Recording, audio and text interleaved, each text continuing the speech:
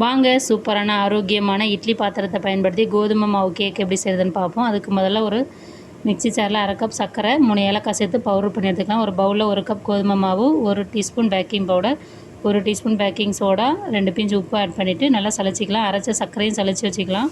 திரும்ப இன்னொரு பவுலில் 1/4 கப் எண்ணெய், வாசனை இல்லாத எண்ணெய், 1 கப் காய்ச்சி அரை வச்ச பால் ஆட் பண்ணி நல்லா மிக்ஸ் பண்ணுங்கள். இப்போ இது நல்லா கெட்டியாக இருக்குது. இது கூட இன்னும் கொஞ்சம் அந்த மாவும் பாலும் சேர்த்துட்டு நல்லா மிக்ஸ் பண்ணிவிட்டு இந்த அளவுக்கு இருக்கணும்.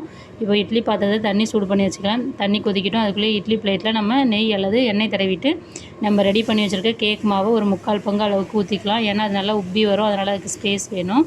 இது மேலே உங்களுக்கு விருப்பமான நட்ஸை நீங்கள் ஆட் பண்ணிக்கலாம். நான் பாதாமும் திராட்சையும் வைக்கலாம். இப்போ தண்ணி நல்லா கொதி வந்துருச்சு. இட்லி பிளேட்டை உள்ளே வச்சு மிதமான தீயில் ஒரு 12 நிமிஷம் வேக வச்சு பார்த்தோன்னா நமக்கு இட்லி கேக்கு சூப்பராக வெந்திருக்குங்க. ஒரு குச்சை வச்சு செக் பண்ணி பாருங்கள், வெந்திருந்தால் ஒட்டாத வரும். இப்போ நமக்கு சூப்பரான சுவையான ஆரோக்கியம் இருந்த கோதுமை கேக் தயாராகிடுச்சிங்க.